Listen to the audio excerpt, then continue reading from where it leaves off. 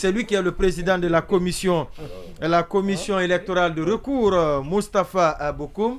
Et on dit qu'il est celui qui a pris la dernière décision ayant entraîné une autre crise lors de la tenue du congrès électif. Il est notre invité. Monsieur Bokoum, bonsoir. Bonsoir, Monsieur Condé. Bonsoir à tout le monde. Merci d'avoir accepté notre invitation. Sans Bari, première question pour l'invité. Avec tout ce que vous voyez, la crise dont on parlait quand vous vous installiez, qu'est-ce que vous pensez de votre décision in fine? Est-ce qu'il fallait la prendre ou bien si c'était à refaire, peut-être qu'il n'aurait pas fallu la prendre? Oui, vous me permettrez d'abord de vous dire combien de fois c'est un honneur pour moi d'être aux côtés de la presse. La presse fait vivre notre démocratie, notre état de droit. Et je voudrais introduire par cette citation du président Pompidou qui disait que la gouvernance moderne consiste pour les gouvernants à communiquer auprès des gouvernés sur leurs actions. Et donc, puisqu'il s'agit d'une décision de justice, dans la mesure où la commission électorale de recours est l'organe juridictionnel de la Fédération guinéenne de football, je voudrais que cette partie de débat soit technique, qu'elle parte vers le contenu de la décision, dans la mesure où une décision de justice est un raisonnement de droit sur des considérations juridiques et sur un fil conducteur. Très bien, donc on va aller dans ce sens et on va analyser la décision. Vous avez rejeté la candidature de monsieur Mathurin en estimant que la révocation, en résumé, entre autres, ouais. Il y a deux, mais principalement en estimant d'abord que la révocation du bureau de la Ligue par le CONOR était assimilable à une décision condamnant Mathurin pour violation des statuts de la FEGIFOOT. Maintenant, comment vous êtes arrivé à cette de l'éthique et de la morale? Maintenant, ma question, comment vous êtes arrivé du coup à cette assimilation, sachant que d'abord, cette décision ne comportait un seul article qui disait qu'elle révoquait. Cette décision n'avait pas de motivation sur une éventuelle violation de l'éthique et de la morale. Et en plus, le CONOR n'était pas aussi une institution à ce moment-là, justement, comme vous l'avez dit, juridictionnelle, comme le comité de recours que vous êtes, par exemple. Merci. Vous êtes... je peux ou... Allez-y. Voilà. Vous êtes libre de vos opinions, ça c'est vous qui le dites. C'est pas une opinion, c'est une question. Oui, justement, je suis d'accord avec vous. C'est un pan, vous venez d'évoquer un pan de la décision. Permettez-moi de revenir sur les griefs qui ont été soulevés par le requérant. Une décision de justice est un tout. Si vous isolez la décision de justice en prenant un pan ou un autre, vous ne comprendrez pas les fondements et les motivations. Alors allez-y. Alors, le requérant, parce que cette affaire, on l'a appelée, ça va rester dans la jurisprudence de la Fédération guinéenne de football, affaire Ahmadou Abdoul Touré contre la commission électorale de recours, rendue le 22 novembre 2023. Dans cette affaire, le requérant essentiellement invoque deux blocs de griefs. Le premier bloc de griefs porte sur des poursuites judiciaires sur les personnes en cause, notamment le sieur M. Mathurin Bangoura, M. Minkailou Sampou et M. Kourtimadi Kaba et autres. Le second bloc de griefs que le requérant évoque est lié à une certaine violation des règles d'éthique de la FIFA et de la Fédération guinéenne de football. Lorsque la commission électorale de recours examine le premier bloc de griefs, c'est-à-dire les prétendues poursuites judiciaires, elle arrive à la conclusion que ces poursuites-là, évaluées à l'aune de l'article 36 alinéa 4 des statuts de la Fédération guinéenne de football qui porte sur l'éligibilité des candidats, est en deçà de la disposition. Pour trancher de manière très simple, cette disposition dit que un candidat ne peut être empêché pour éligibilité au bureau exécutif de la Fédération guinéenne de football que lorsque pèse sur la personne une condamnation définitive. Mais c'est quoi une condamnation définitive pour crime ou délit? C'est une condamnation de droit commun. C'est une condamnation devant les tribunaux ou juridictions de droit commun, devant un tribunal pénal, etc. Alors, sur les documents versés dans le dossier, le requérant n'a pas emporté la conviction de la commission, dans la mesure où les mesures privatives de liberté, que sont le contrôle judiciaire, le réquisitoire, quelques documents qui sont versés dans le dossier ne sont pas des décisions définitives. Donc, la personne en cause garde encore sa présomption d'innocence. Mais il faut suivre bien. C'est dans le second pan, pour revenir maintenant à votre question, que le requérant va faire basculer la conviction de la commission électorale de recours en invoquant 2 points. Le premier point, c'est celui des résultats liés aux enquêtes d'habilitation prévues dans les annexes du code électoral. Alors, une annexe en droit dans un document juridique a la valeur juridique du corps de texte, au même titre que le préambule. Et il s'agit d'une partie très simple. Et si vous permettez, parce que nous sommes devant les Guinéens qui veulent comprendre de manière technique de manière très simple. Puisqu'on vous accuse d'être instrumentalisé par le CONOR. Cette question, vous allez la répondre tout à l'heure, M. Bokoum. Allez-y. Merci. Oui. Ne vous perdez pas dans les papiers. Alors, regardez, c'est la partie 3, titrée questionnaire, qui est une fiche d'enquête, à l'image d'une enquête de sondage entre un enquêteur et un enquêté sur des questions-réponses. Vous avez essentiellement 3 questions. La première question dit quoi? C'est important, parce que ça, c'est une observation empirique. Il faudrait que les Guinéens écoutent devant l'histoire et pour la postérité. Allez-y. Voilà. Avez-vous précédemment été condamné par une décision définitive pour une infraction intentionnelle très grave ou pour une infraction correspondant à une violation des règles de bonne conduite stipulées dans la section 5 de la partie 2 du Code d'éthique de la FIFA? L'enquêteur répond non. Question numéro 2.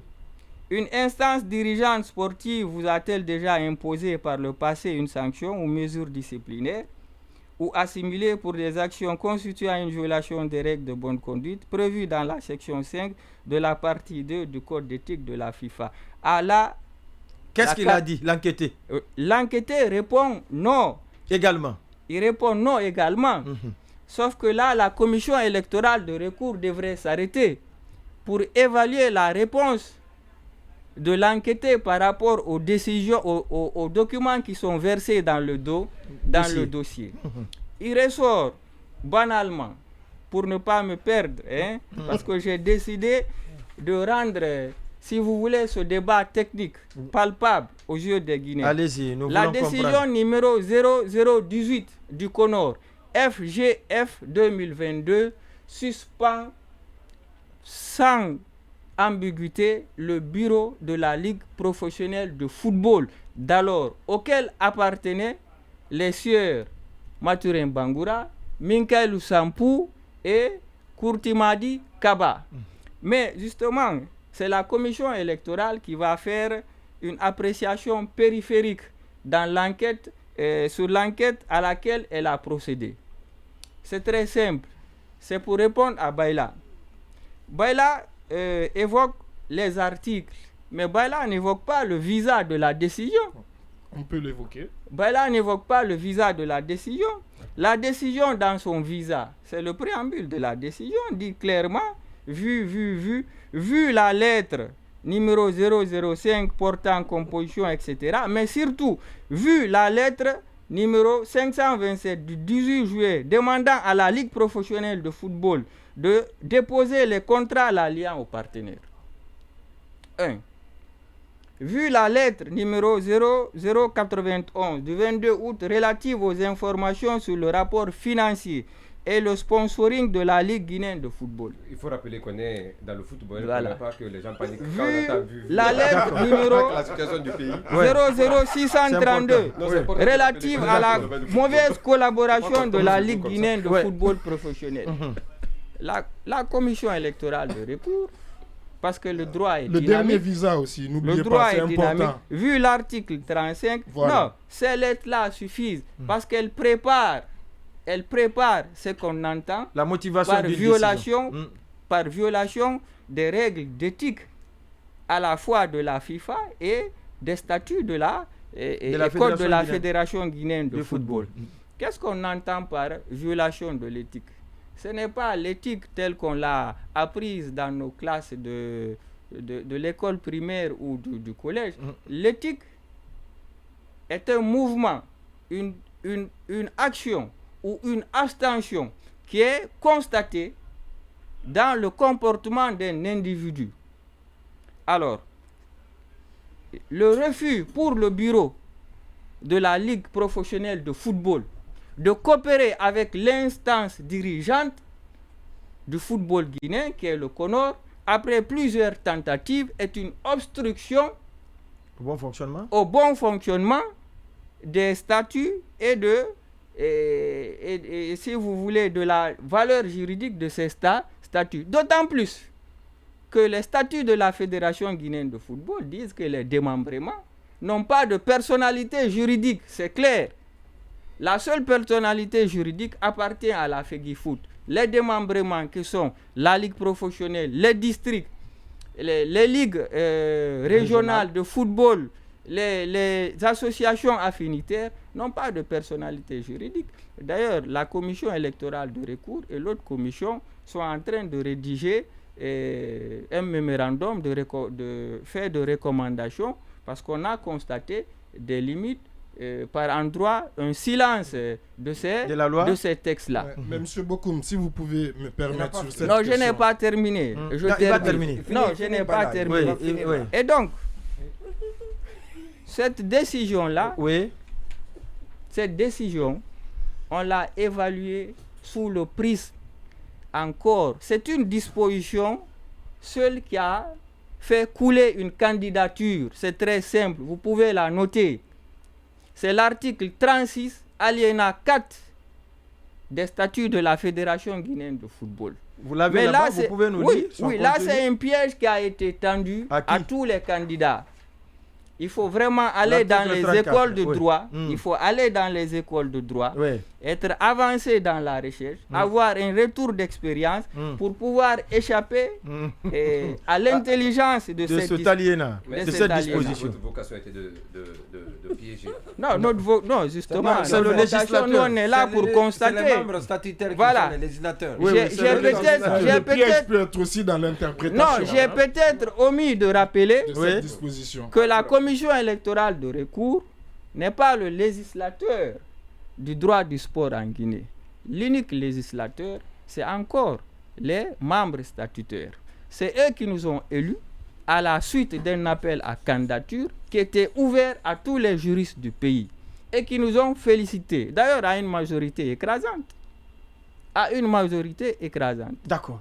Maintenant, cette Donc, disposition, qu'est-ce qu'elle dit? Cette disposition, C'est l'article 36, hein, vous l'avez 36 dit. des 36 statuts. alinéa. 36, alinéa 4 Oui. des statuts de la Fédération guinéenne de football. Mhm.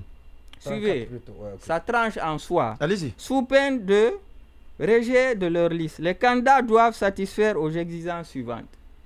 Être de nationalité guinéenne et résider de manière permanente sur le territoire de la République de Guinée. Mm. Avoir 25 ans révolus à la date de l'Assemblée générale élective. Jouir de leurs droits civiques.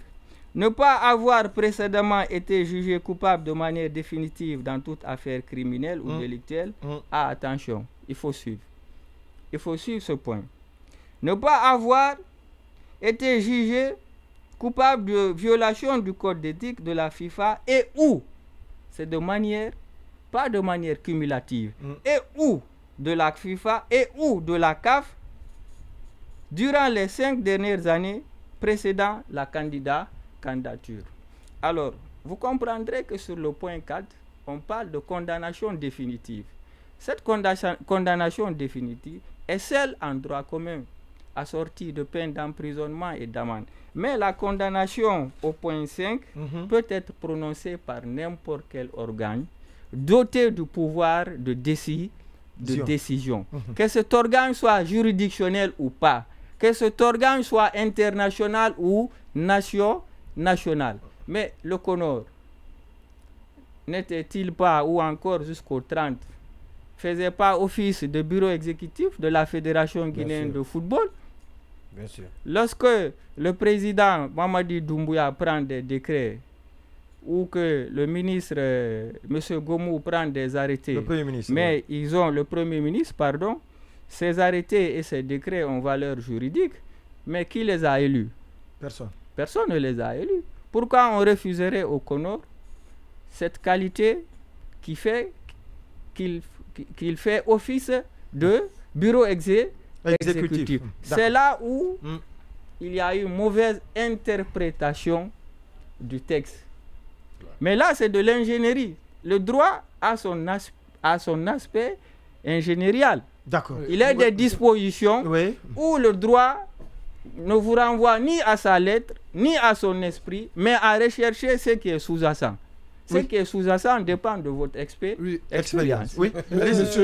Monsieur Bokoum, vous dites, la question, c'est qu'il ne doit pas être jugé coupable de violation, et vous estimez que la décision du CONOR, là, vous estimez que même pas la décision en tant que telle, vous vous basez sur les visas. La décision Excusez-moi, prise de façon dynamique. Vous vous basez sur les visas. Vous vous basez Non, c'est pas. Lisez, je peux vous faire lecture du passage de la décision. Je vous ai écouté 10 minutes. Laissez-moi juste faire ma... Oui, non, est-ce que vous pouvez poser me des questions, pas des remarques. Ici, c'est des questions. Bon, d'ailleurs, j'ai oublié un aspect important. Lequel? En venant ici, c'est au nom du principe démocratique, au nom du principe, si vous voulez, de primauté de la liberté de presse. Vous avez une fois vu Mamadou Sylla justifier une décision de justice, une décision électorale. Vous avez une fois vu Feu Kele Fassal légitimer une décision électorale. Mais il n'y a pas de petit juge. Une décision de justice ne se légitime pas devant l'opinion. Alors, il y a cette question. critiquable dans l'opinion. Oui, mais bien sûr,